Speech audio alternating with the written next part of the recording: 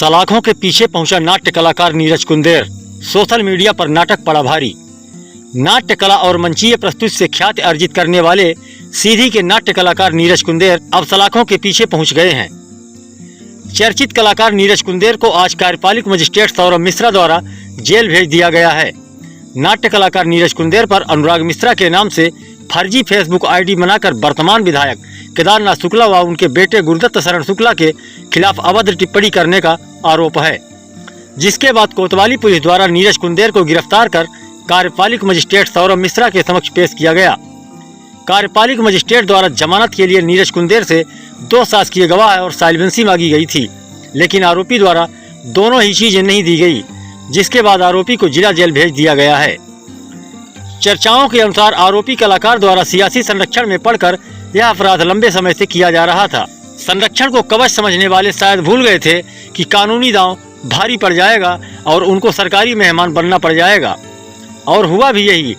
फर्जी आईडी से विवादित पोस्ट लंबे समय से की जा रही थी, जिसकी शिकायत थाने में दर्ज कराई गई थी और आज आरोपी को जेल भेज दिया गया है।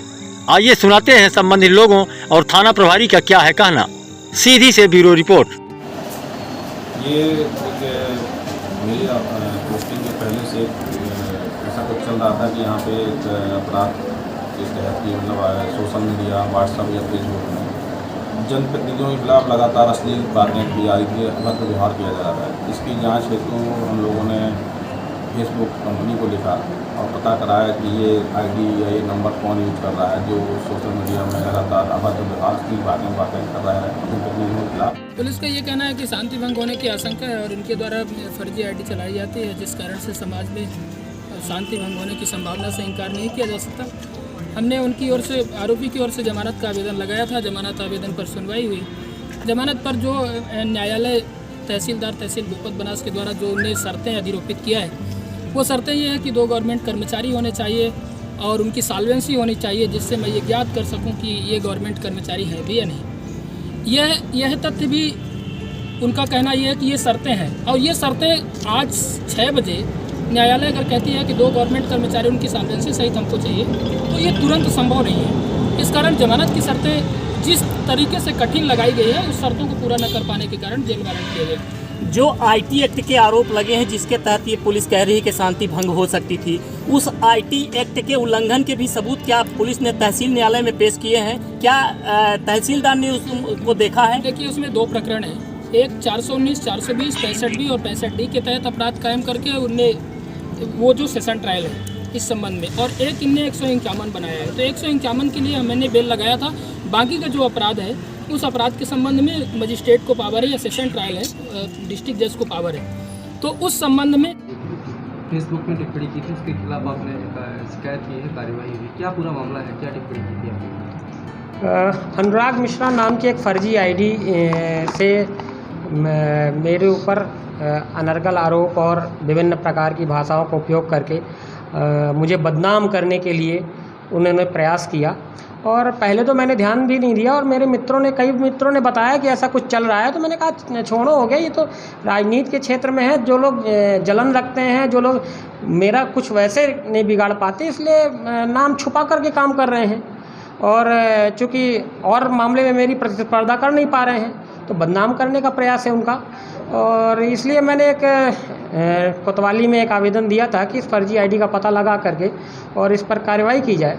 तो मैं धन्यवाद देना चाहता हूं पुलिस अधीक्षक महोदय को, एडिशनल एसपी मैडम को और नगर के निरीक्षक मनोज सोनी जी को कि उन्होंने, और आईटी सेल सीधी को कि उन्होंने मेहनत के बाद और ऐसे लोगों को खोज के निकाला है जो समाज में दुर्भावना फैलाने का काम कर रहे हैं। देखिए, मेरा व्यक्तिगत मामला नहीं है, मेरे ऊपर व्यक्तिगत आरोप लगाना अलग विषय है, लेकिन आप ये सोचिए कि समाज में हमारी बहन बेटियां जो हैं, उनके खिलाफ कोई भी फर्जी नाम से उनके ऊपर टिप्पणी कर सकता है, किसी भी बहन बेटी की हमारी इज्जत उछाल सकता है। तो ऐसे लोगों पर कार्रवाई होना बहुत ज़रूरी है, और ऐसे लोगों को समाज नहीं बख्शता है, और इस नाते इनके ऊपर सख्त से सख्त कार्रवाई करना चाहिए। भैया, अगर मैं गलत नहीं हूँ तो एक लोग अपनी कला में गाना भी बना था, उसमें भी आपको लेके ही टिप्पणी की गई थी। नहीं, मैंने कहा ना, मेरा व्यक्तिगत मामला होता तो मैं छोड़ भी देता, लेकिन उन्होंने जिस तरह से कृत्य शुरू किए वह क्षम्य नहीं थे। उन्होंने मेरे पिताजी के नाम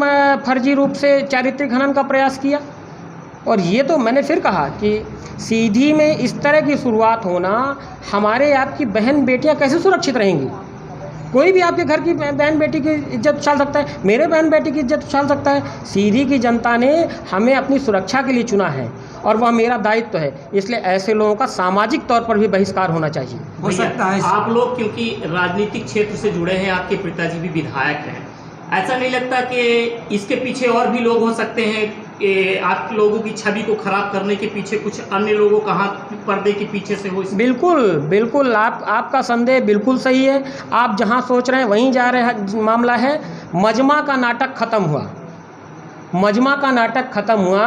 मजमा का जो नाटककार था वो आज पकड़ा गया है और जनता आगे इसका जवाब देगी। हाँ बिल्कुल खुलासे होंगे। और मैं तो पुलिस से आग्रह करूंगा कि और भी जो मामले हैं इसकी भी जांच हो, और भी बहुत सारी चीज़ें हैं, इनके सरगना पकड़े जाने चाहिए। मैं फिर कहना चाहता हूं कि मजमा का नाटक खत्म हुआ और ऐसे नाटककारों को सीधी की जनता जवाब देना अच्छे से जानती है और उनके आकाओं को भी जवाब दिया है जनता ने, उनके आकाओं को जवाब दिया है जनता ने और आगे भी जनता जवाब देगी। जुड़े थे फिर ऐसी हरकत की। मुझे दुख है इस बात का कि समाज में विश्वासघात का जो स्तर है वो इस तरह से गिर जाएगा। मेरे घर में वह एक लड़के की तरह रहते थे। मेरे पिता हमेशा उनको पुत्रवत स्नेह करते थे, मेरी माता उन्हें पुत्रवत स्नेह करती थी और मैं हमेशा उनको भैया कह के बोलता था। लेकिन क्या राजनीति का स्तर इतना गिर जाएगा? क्या राजनीति का स्तर इतना गिर जाएगा? लोगों का विश्वासघात इतना नीचे गिर जाएगा कि इतना नीचे स्तर तक लोग आ जाएंगे? समाज में ऐसी जो स्थिति पैदा हुई है, निश्चित तौर पर लोग किसी पर भरोसा करने की कोशिश नहीं करेंगे। और मेरे भांजे भांजियाँ तो उनको मामा कहते थे। मेरी बहन के बारे में उन्होंने टिप्पणी की, मेरे बहनोई के बारे में 2-3 दिन पहले उन्होंने टिप्पणी की, मेरे पिता के बारे में उन्होंने टिप्पणी की। और इस नाते समाज ऐसे लोगों पर कैसे भरोसा करेगा, ये सोचने की बात है। और समाज में ऐसे विश्वासघातियों को सबक सिखाएगा, ये मेरा मानना है। ये तो इस मामले की जानकारी सोशल मीडिया के माध्यम से मिली है कि एक ऐसी कोई फर्जी आईडी चल रही थी जिसके नाम से पोस्ट हो रहे थे कुछ अपशब्द श्री केदारनाथ शुक्ला जी के पुत्र गुरुदत्त शरण शुक्ला और उनके ऊपर। तो आजकल देखिए क्या है कि इस तरीके के बहुत सारी फेक आइडिया लोग चलाते हैं, फंसते नहीं हैं। क्योंकि एक आम आदमी की जब तक बात होती है तो आम आदमी कंप्लेन करता है, वहाँ तक बातें नहीं जानती। तो क्योंकि विधायक जी हैं तो विधायक जी से जुड़ा विषय था, इस वजह से इसमें कार्रवाई हुई, पुलिस ने संज्ञान लिया। और ऐसा किसी को करना है, किसी से कोई दिक्कत है तो प्रत्यक्ष रूप से बातें करनी चाहिए। इस तरीके की फर्जी आईडी बनाकर करना और सम्मान के खिलाफ बातें करना उचित नहीं है। और पुलिस उसमें अच्छे से कार्रवाई करे तो इससे एक कड़ा संदेश भी जाएगा। जो और लोग ये सारी चीज़ें करते हैं, किसी को दुष्प्रचारित करते हैं, उनके खिलाफ काम करते हैं, एक समाज में संदेश भी जाएगा कि ऐसा न करें। क्योंकि अभी तक पुलिस की भूमिका, साइबर सेल के जो मामले रहते थे तो पुलिस की भूमिका कभी सक्रियता से रही नहीं। तो ऐसे जो लोग रहते हैं इस विचार के, वो विचार के लोगों को बल मिलता है। तो अगर इसमें सत्यता है, पुलिस ने जांच की होगी या जांच आगे करेगी, तो अगर कुछ सत्यता है तो निश्चित रूप से समाज में कड़ा संदेश जाएगा कि ऐसा कोई न करे। क्या लगता है इनको कैसी सज़ा मिलनी चाहिए कि दोबारा लोगों के अंदर ऐसा मतलब हिनापन से तो फिर से कोई दूसरे व्यक्ति ऐसा काम करे? समाज में देखिए मान मर्यादा प्रतिष्ठा ये सबकी होती है, चाहे वो छोटा हो चाहे बड़ा, और सबका एक सम्मान है। सबके सम्मान को बरकरार रखने की जिम्मेदारी भी सबकी है, क्योंकि समाज में हर व्यक्ति कहीं न कहीं किसी न किसी से जुड़ा हुआ है। व्यक्तिगत कुंठा के कारण किसी के ऊपर इस तरीके के आरोप, उसके ऊपर टिप्पणियां करना, किसी दूसरे का नाम निकाल कर करना, ये सारी चीज़ें अच्छी नहीं है। और निश्चित रूप से जो उसके जो विषय होंगे वो विषय पे पुलिस संज्ञान ली होगी कि क्या उसके तहत, कानून के तहत क्या धाराएं लगती होंगी, उसके तहत पुलिस कार्रवाई करेगी। वो धाराओं की जानकारी तो अपने को है नहीं।